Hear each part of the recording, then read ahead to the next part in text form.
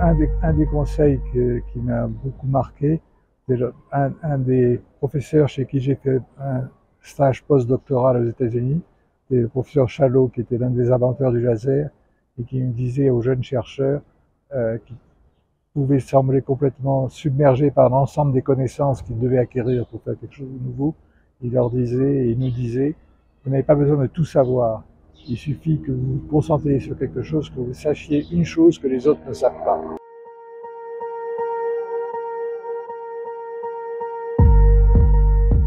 Le conseil, c'est de suivre leur passion.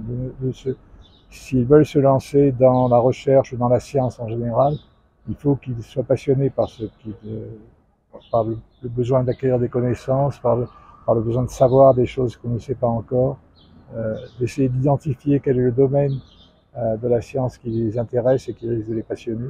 La complémentarité entre faire de la recherche et enseigner, parce qu'il faut transmettre. Un des aspects importants du travail d'un chercheur, c'est quand même de transmettre aux générations futures, non seulement aux étudiants avec qui ils travaillent, mais aussi à un ensemble d'étudiants plus vaste, les idées qu'ils développent et la méthode scientifique en général.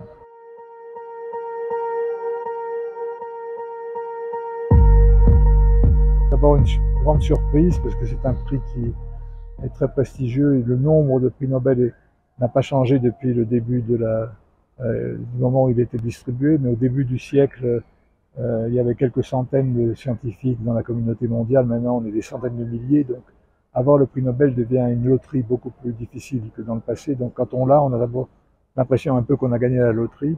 Et puis, l'impression suivante, c'est qu'on est responsable de faire comprendre ce qu'est la science et la recherche à un vaste public. On va être une espèce d'avocat pour la science, pour la pensée rationnelle, auprès du public et également auprès des politiques qui sont responsables de la politique de la science et qui malheureusement trop souvent ne comprennent pas vraiment quels sont les enjeux de la science parce qu'ils eux-mêmes n'ont pas de formation scientifique. Donc tout ça, et en même temps il y a des aspects extrêmement plaisants. En fait, moi j'adore échanger avec des élèves parce qu'ils ont une fraîcheur d'esprit, ils posent des questions qui m'étonnent toujours par leur pertinence, par leur profondeur. Et c'est toujours un plaisir d'avoir un échange comme celui que j'ai eu aujourd'hui avec eux.